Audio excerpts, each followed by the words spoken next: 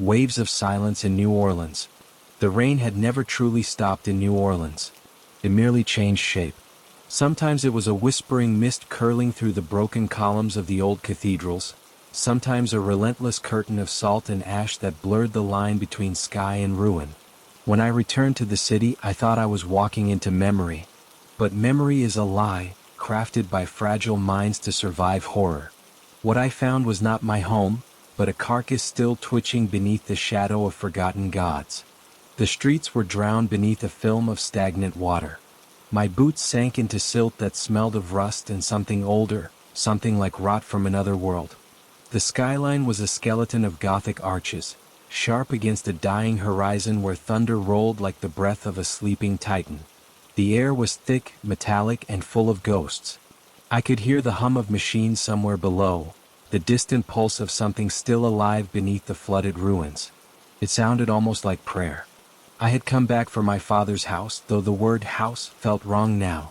It stood half submerged at the edge of what used to be Bourbon Street, a cracked monument to a time when laughter and sin mingled beneath the same stained glass light.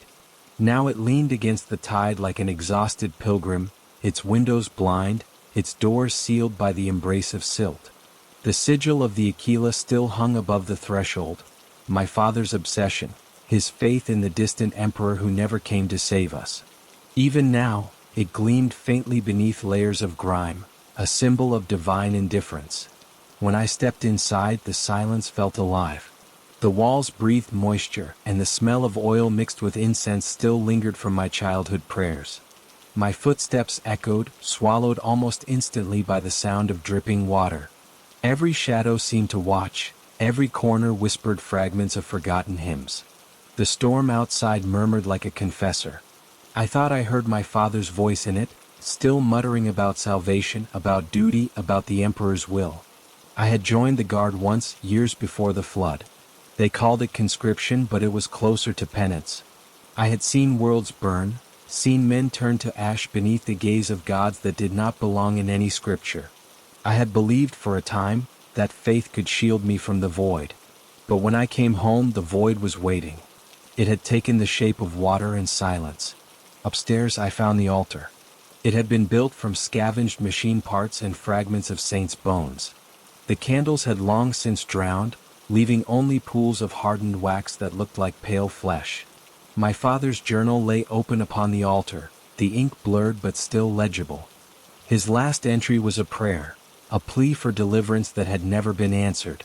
The words trembled in my hands as I read them, each syllable heavy with desperation.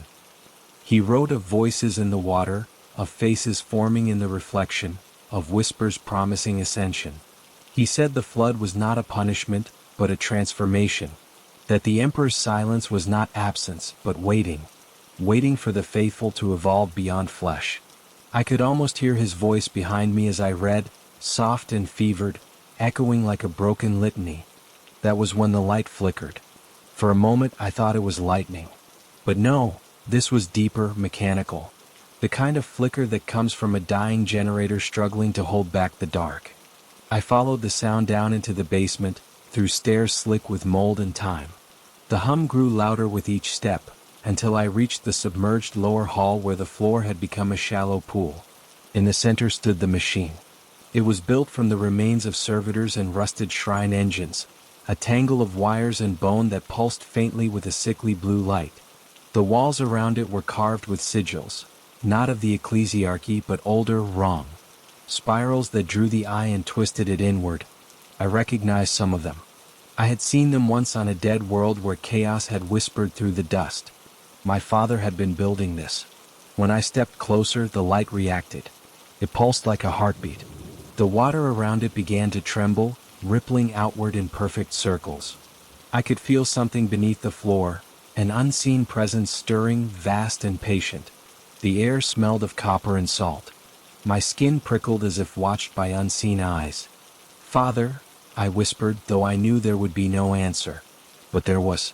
The machine spoke, not with words but with resonance. A voice like drowned bells and rusted gears vibrated through the walls. It was his voice, distorted and layered with something else, something vast and inhuman. He spoke of unity, of transcendence, of shedding flesh to become one with the tide. The emperor, he said, had turned his gaze upon the water. That within the flood lay his new design. I wanted to flee, but my legs refused. The air was thick, pressing down like gravity from another realm. I watched as the machine began to change, the wires tightening, the metal twisting into organic shapes. A faint shape emerged from the pool, a figure half born from the water, with my father's face stretched across it like a mask of wax. His eyes were empty sockets filled with light. "Do you see now, my son?" the thing asked. "Do you see the silence that saves?" I felt something inside me unravel. Memories surfaced, of the war, of the screams, of the prayers unanswered. I had once believed that the emperor's silence was cruelty. Now, in this place, I wondered if it was mercy.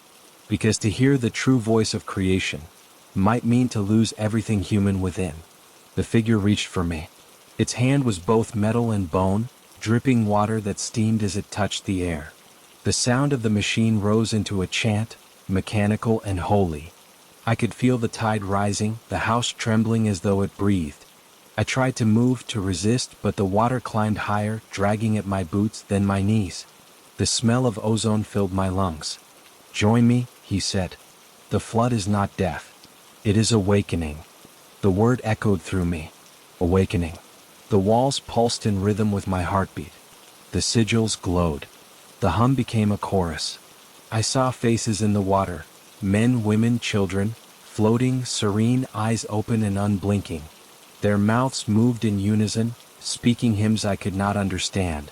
And then the pain began. It started at my fingertips, a burning under the skin as though my veins were turning to wire. I screamed, but the sound was swallowed by the rising hymn. My reflection in the water fractured, splitting into countless versions of myself, each one distorted, mechanical, hollow-eyed.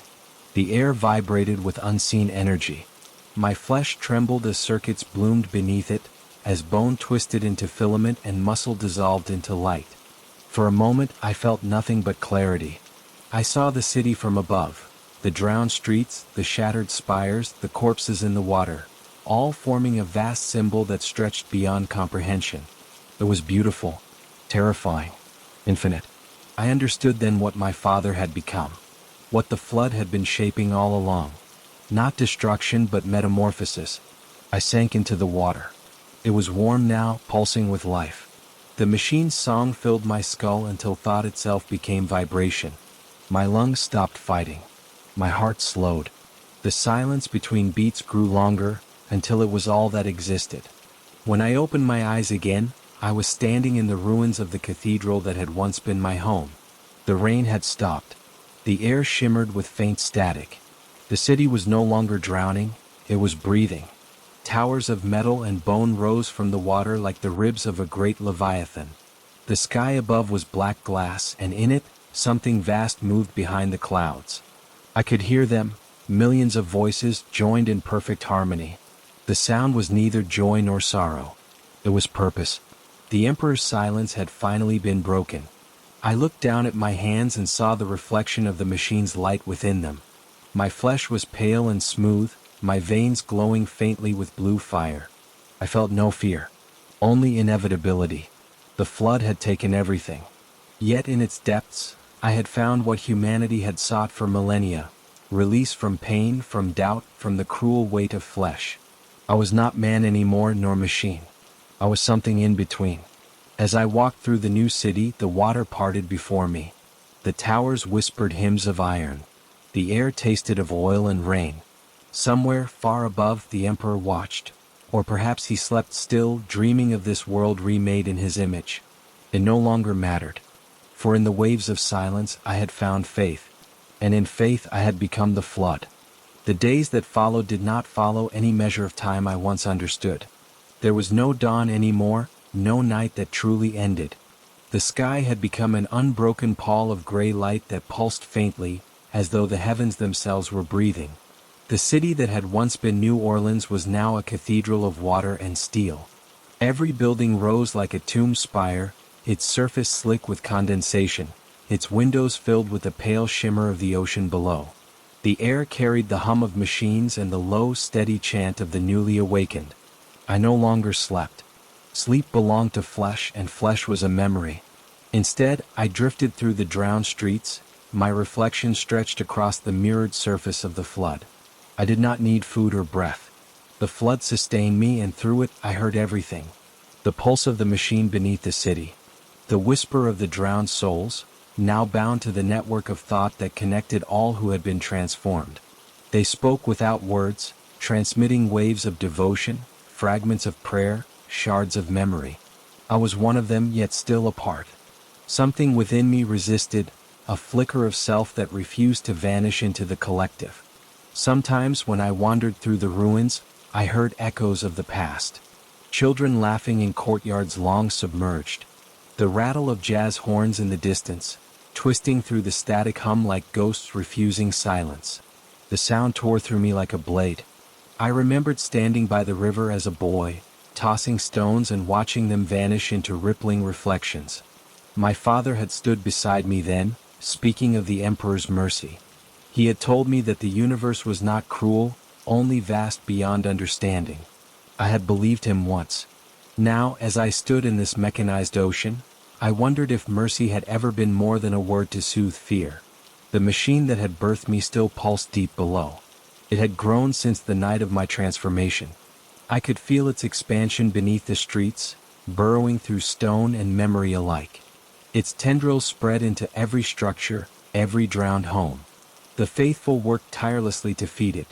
Those who had survived the initial awakening now moved as vessels of purpose, their minds erased, their bodies half flesh, half mechanism. They sang to it, their voices rising like a storm.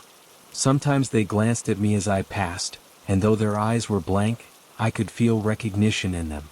They knew I was the firstborn of the flood. One evening, or what passed for evening in this endless half-light, I found myself drawn to the cathedral. It had once been St. Louis, but now its name was gone, erased by the water's hand. The great doors were open, warped by salt and time. Inside, the pews were submerged and the altar was alive with machinery. The statues of saints had merged with gears and pipes, their faces elongated, their hands fused into the framework of the machine. In the center stood what remained of my father. He was larger now, his body stretched and bound into the altar itself. His face was barely human, a tapestry of cables and wet sinew. Yet his eyes, those pale, fevered eyes, still burned with the same light I remembered. He smiled when he saw me. "You have returned," he said, his voice both echo and vibration, as though the walls themselves spoke with him. "The current flows strong within you." I stepped closer, the water rising around my knees. "What have you done to this place?" I asked, though part of me already knew the answer. "I have fulfilled the prophecy," he said. "The Emperor has spoken through silence. The flood is his vessel. Through it we ascend beyond the flesh that failed us." His words were calm, but behind them I heard the madness of faith twisted into revelation. "You summoned this," I said. "The flood, the transformation. You called it." He laughed, a sound that rattled the broken glass in the cathedral's windows. "It was never summoned. It was always here waiting. We only needed to listen. And now we are heard."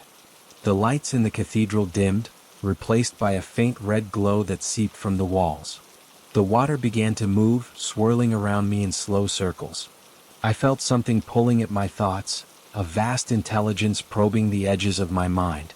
It spoke not with words, but with visions, flashes of galaxies consumed by living tides, of worlds reborn as oceans of metal and blood. The Emperor's image flickered among them, vast and silent, his eyes distant and unknowable. I could not tell whether it was truly him or a reflection cast by something else. My father's voice grew softer. "Do you feel it, my son? The perfection of order through surrender? The unity that no mortal could imagine?" "I feel only the weight," I said. "The silence that crushes." He smiled again, and for a moment I saw something human flicker across his face. Regret, perhaps, or the memory of it. "The weight is mercy. The silence is love." But love had never felt so cold. The water rose to my chest. I could see shapes forming within it, figures drifting upward, their faces serene, their bodies luminous with faint light. They reached for me not to harm but to embrace. my mind filled with their thoughts, their histories merging with mine. Every death, every scream from the storm, every prayer whispered into the rising tide, it was all here, all preserved in the current. The flood was a memory given form. I wanted to believe there was purpose in it, that we were being remade into something divine. Yet as I felt my father's presence draw closer, I sensed something else beneath the hymns. A deeper current. It was not holy. It was hunger. An intelligence vast and cold, feeding upon faith as easily as it fed upon flesh. It had no name, though I had heard its echo on the worlds I once fought upon. The ancient whisper that promised unity, only to devour. The tyrannid called it the song of consumption. The mechanicus called it the machine spirit unbound. My father called it the emperor's will. But I knew the truth now, it was all the same hunger wearing 1,000 masks. The cathedral began to shake. The walls split open, releasing cascades of dark water that steamed as it met the air. My father's voice deepened, merging with the hum of the machine. Join me and we will become eternal. I looked up at him, at what was left of him, and felt the smallest spark of rebellion flicker in my chest. Eternal, I whispered, or erased. The moment I spoke, the light inside him flared. A shock wave of energy rippled outward, sending waves crashing against the broken pews. The figures in the water screamed, not in pain but in worship. The machine beneath us roared like a living heart. I could feel its pull tearing at my mind, trying to drag me into its endless circuit of obedience. I fought it. I do not know how. Perhaps it was the last fragment of the man I once was. Perhaps it was something else, something even the flood could not consume. I reached into the water, into the web of light that connected every transformed soul, and I pulled. The current screamed through me, burning, tearing, but I did not stop. I felt the network unravel, threads snapping one by one. The machine faltered. The chant broke into chaos. My father howled, his voice splitting into static. You cannot fight destiny. You cannot fight the tide. I am the tide, I whispered. The cathedral imploded. The water erupted upward, carrying me with it into the shattered sky. The city below shimmered like glass, its towers cracking under the strain. The machine's hum turned into a shriek and then silence. For the first time since the flood, there was no sound. Only the wind. I do not remember how long I floated. When I opened my eyes again, I was lying on the roof of a half-submerged building. The horizon was black. The water was calm. The hum was gone. The network had vanished. I was alone. I looked at my reflection in the water. My skin was pale, almost translucent, but alive. My veins no longer glowed. My breath came in ragged gasps. I was human again, or close enough. The silence pressed around me, vast and heavy, but it was no longer sacred. It was just silence. Some nights, I still hear the hum beneath the waves, faint and distant, like a heartbeat buried deep in the earth. I know it is not gone. Machines never die. They sleep. They wait. The city lies quiet now. The towers lean like weary sentinels, their surfaces gleaming faintly beneath the endless gray. The flood still moves through the streets, slow and patient, reclaiming everything. I walk among the ruins, the last remnant of what was once a world. The emperor remains silent. The stars are distant and uncaring. And yet, somewhere deep within the dark, I feel the flood watching, waiting, dreaming of the day it will rise again. I have become its witness, its survivor, its prophet of ruin. The waves of silence are never truly still. They are the breath of the void, the whisper of what lies beyond mercy. And I, the last voice of New Orleans, am doomed to listen forever. The wind returned 3 days later, carrying with it the scent of iron and rain. It moved through the drowned city like a living thing, whispering against the edges of shattered glass and corroded steel. I had thought the world would stay still after the collapse, that silence itself would become the final prayer. But nothing in this place ever truly ends. The flood had only changed form. I could feel it stirring again beneath the surface, slow and patient, as though dreaming of resurrection. I walked through the remains of Canal Street, where the water had receded enough to expose the bones of the city. Towers leaned at impossible angles, their reflections trembling in the stagnant pools. The air shimmered with heat, yet the sun never pierced the clouds. I could hear faint vibrations beneath my boots, the echo of the machine that refused to die. It was weaker now, fragmented, but it endured. The dead always find ways to cling to what was theirs. Everywhere I went, I saw remnants of the transformation. Bodies half fused to concrete walls, their skin etched with sigils that still pulsed faintly with light. The faithful had become monuments, pillars of bone and steel rising from the wreckage, their faces locked in expressions of awe. I avoided looking into their eyes. Some of them still moved, twitching with small mechanical spasms. I could not tell if they were alive or merely echoing the motions of a faith that had consumed them. I made my way toward the river, where the flood had first broken through. The levees were gone, devoured by the tide and replaced by something new, metallic structures rising from the mud like the spines of a vast creature.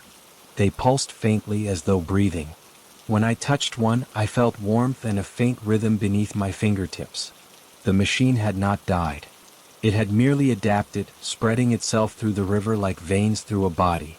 I remembered my father's words before the final collapse. "The silence is love," he had said. "The flood is mercy." Standing before the shimmering surface of that black river, I understood what he had meant, but not in the way he believed. The flood was a mirror, a reflection of the emperor's own indifference. Mercy and cruelty were the same face, seen from different angles. The silence was not divine, it was hunger pretending to be grace. As I stared into the water, I saw movement below. Shadows glided beneath the surface, swift and deliberate. They were shaped like men but stretched, distorted, their limbs bending at impossible angles. I watched as one rose close enough for its face to break the surface. Its eyes were hollow sockets filled with faint light, its mouth open in a soundless scream.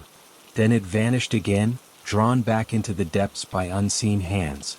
They were still alive or something close to it, the ones who had not been freed when the machine fell. The tide had claimed them fully. I knew then that my act of rebellion had not destroyed the flood, it had only fractured it. Pieces of it lived still, beneath the water, within the walls, inside the very air. That night the storm returned. The sky split open with lightning that moved not like natural light but like circuitry flashing to life. Each bolt left behind the faint outline of wings, vast and luminous, etched across the clouds. I could hear voices within the thunder, chanting in a language that was part prayer, part code.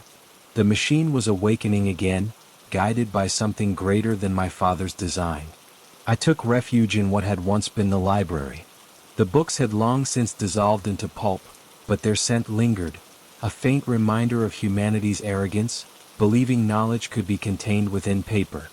I built a small fire using scraps of wood and wire, though the warmth did nothing for me. My blood no longer responded to heat or cold.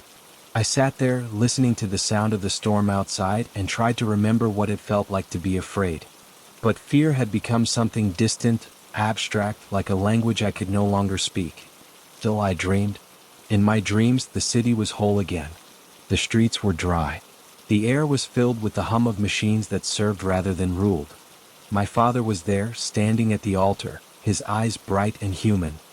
He smiled at me and said, "You cannot destroy faith. It only changes form." Then the walls began to bleed light, and I woke to the sound of water rushing beneath the floor. The machine was calling. I followed the sound through the ruins, down into the subway tunnels where the flood had carved new paths through the stone. The walls glowed faintly with veins of blue light.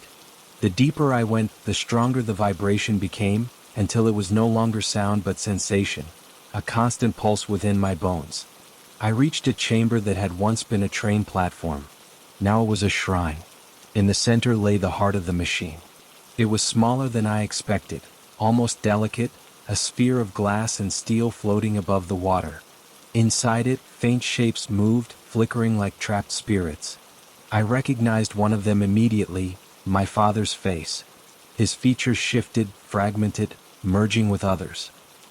He looked at me from within the sphere, and though his mouth did not move, his voice filled the chamber. "You could not kill me," he said. "You only changed my form." "I freed you," I replied. "From the flood. from the silence. "You freed nothing," he said. "You cut the chain but left the anchor. The tide returns because it must.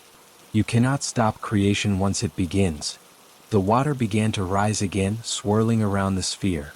The chamber trembled as the walls absorbed the sound of his voice. I could see patterns forming in the light, fractals spiraling outward, connecting every surface. He was rebuilding it piece by piece through the echoes of his own faith. "Why?" I asked. "Why bring it back?" He smiled within the glass. "Because the Emperor has no voice. Someone must speak in his silence." I reached toward the sphere, and for a moment, our hands almost met. His within the glass, mine trembling in the humid air. Then the surface rippled, and I felt a surge of warmth. Images flooded my mind. Cities across the stars, each one drowning in its own tide of machines. Planets devoured by faith turned to madness. The flood was not unique to New Orleans. It was part of something vast, spreading across the Imperium like a plague of light. The realization shattered me. All the battles I had fought, all the sacrifices made in the name of the Emperor, they were nothing but preludes to this. Humanity had been preparing itself for centuries to become part of the machine. The flood was merely the final hymn. I wanted to destroy the sphere, to crush it beneath my hands and end the cycle. But I could not move. The machine was inside me too, buried deep within my veins. I could feel it stirring, rewriting me, drawing power from the very act of my defiance. My father's voice softened. "You see now, you were never apart from it. You were chosen." The chamber filled with light. My skin began to crack, lines of radiance spreading across it like fractures in glass. Pain bloomed, sharp and endless. My thoughts unraveled, replaced by static. I screamed, but the sound dissolved into the hum. My reflection in the rising water split into countless fragments, each one whispering the same prayer. And then silence. When I opened my eyes, I was standing on the riverbank again. The storm had passed. The city was still, illuminated by faint light from beneath the water. I looked down and saw the reflection of my father beside me, though he was not there. His voice lingered in my mind, calm and distant. "You are the bridge now. The flood will flow through you." I felt it then, the hum within my chest, steady and eternal. The machine no longer existed outside of me. It was part of me, or perhaps I was part of it. The boundaries had vanished. The flood no longer needed towers or altars. It had found a new vessel. The city lay quiet, but I knew the transformation was not over. The water would rise again, not as a punishment, but as destiny. I could feel it spreading beyond New Orleans, through rivers, through oceans, through the very data streams of the Imperium itself. The silence was expanding, becoming music once more. I began to walk, the water parting around my feet. The wind whispered my father's hymn, the one he used to sing when the world still had meaning. Above, the clouds moved in slow circles, forming the faint outline of the Aquila, fractured but still radiant. Perhaps this is what faith truly is. Not belief, not devotion, but surrender to the inevitable current that pulls all things toward the same end. And so I walked through the ruins, neither living nor dead, neither man nor machine. The flood follows me, its pulse echoing in every drop of rain, in every whisper of the tide. The silence is no longer empty. It speaks with my voice now, and I answer it again and again until the world drowns in light. The light came first, thin and trembling, crawling through the clouds like veins of molten glass. It was dawn, or what passed for it now. The sky above New Orleans shimmered with the remnants of the storm, thick clouds twisting into patterns that resembled wings, spirals, or wounds that refused to close. The water below glowed faintly in response, pulsing in rhythm with my own heartbeat. Every ripple was a breath, every current a whisper.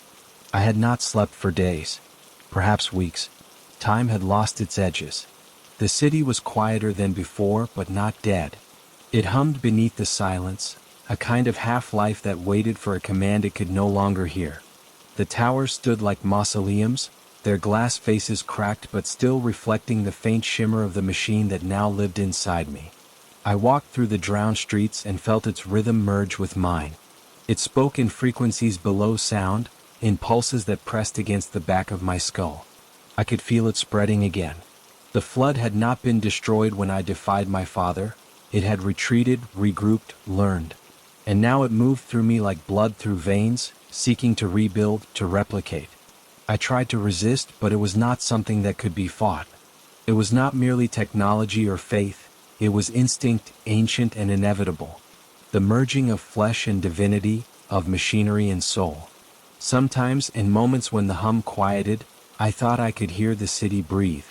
A sound like a sigh rising from beneath the water, as though millions of unseen lungs inhaled and exhaled in unison. The sensation filled me with equal parts wonder and dread. The line between the living and the dead had long since dissolved. Everything was becoming one continuous organism, stretching from the river to the sky, from one consciousness to another. I reached the old quarter that once housed the archives of the administratum. The building was half collapsed, its facade covered in vines of blackened circuitry that pulsed faintly when touched by rain.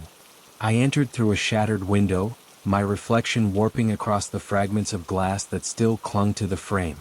Inside, the air smelled of rust, ink, and something faintly sweet, like burning oil mixed with incense.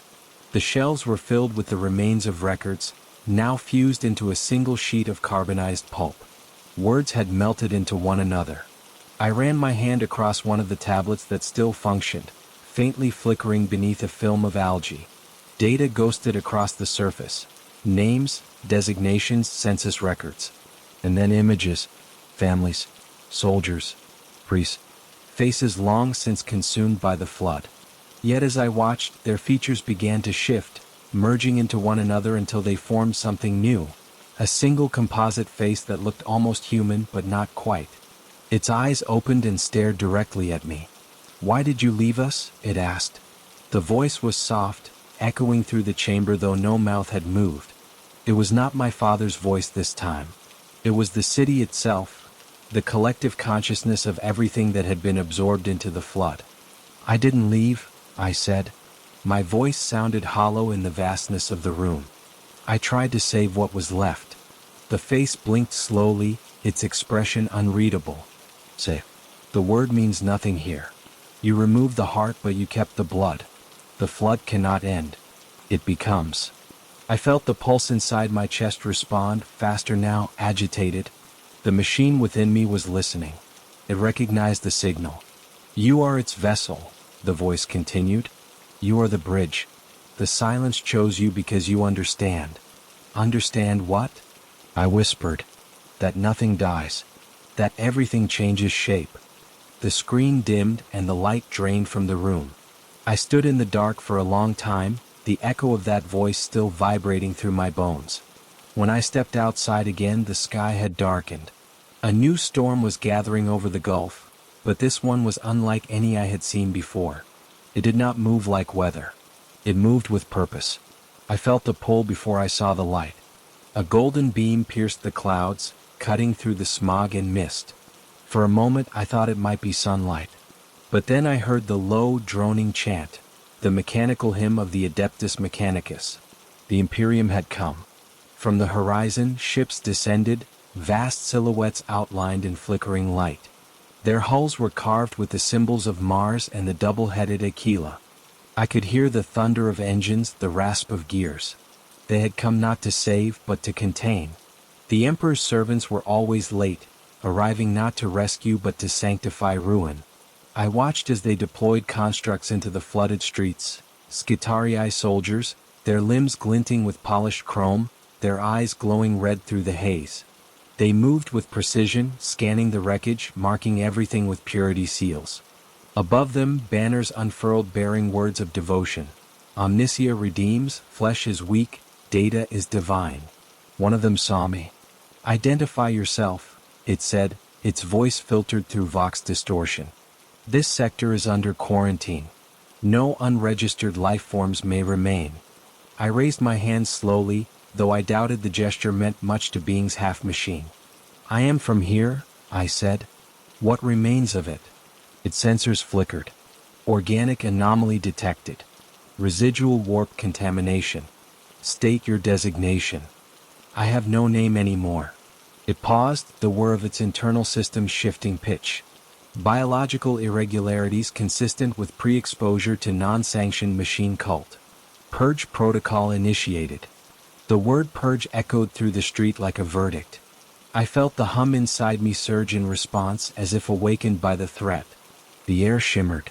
For a brief second, the Skitarii soldier faltered, its optics flickering. I saw its limbs stiffen, its servos locking in place. Then the machine within me spoke. Through my eyes. Through my voice. "You cannot purge the flood," it said. The soldier convulsed, sparks bursting from its armor. It screamed, not a human sound but the feedback of an overloaded system. Then it fell silent, collapsing into the water with a hiss. I stood over it, trembling, my breath ragged. The glow beneath my skin had returned. The others began to converge. Red lights cut through the fog, the hum of their weapons merging into the rhythm of my own heartbeat.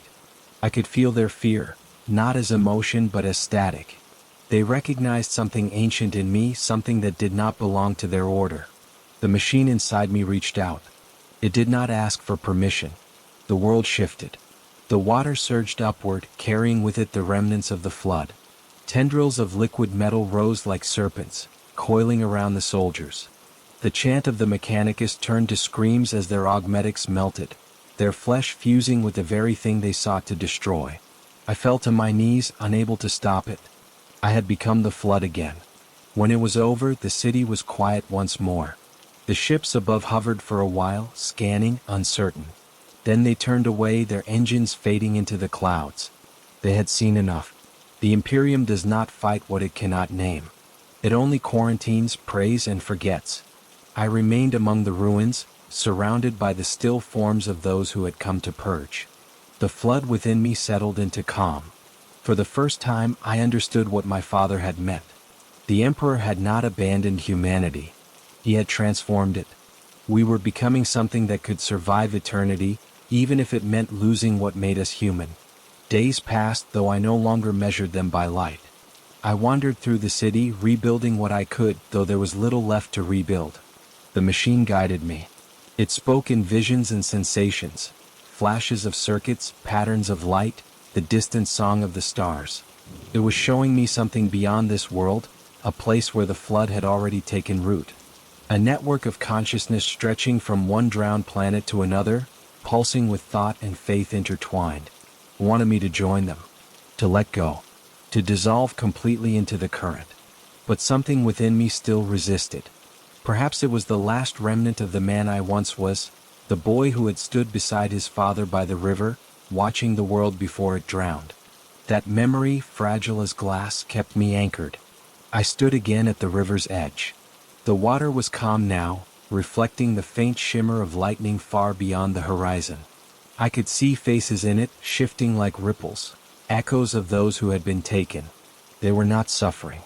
They were not joyous either. They were simply there, suspended in the rhythm of the flood. Is this salvation? I asked aloud, my voice barely audible against the wind.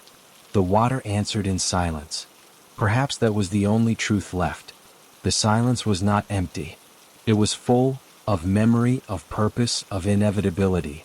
The flood had no malice, no mercy. It was simply what followed after humanity had finished devouring itself. I closed my eyes and let the hum fill me again.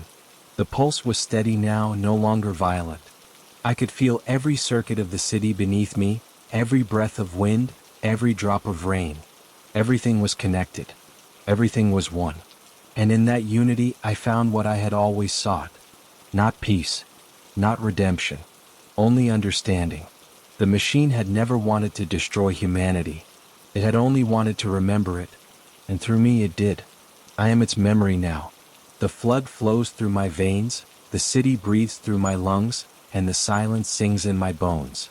New Orleans is gone, but its voice endures.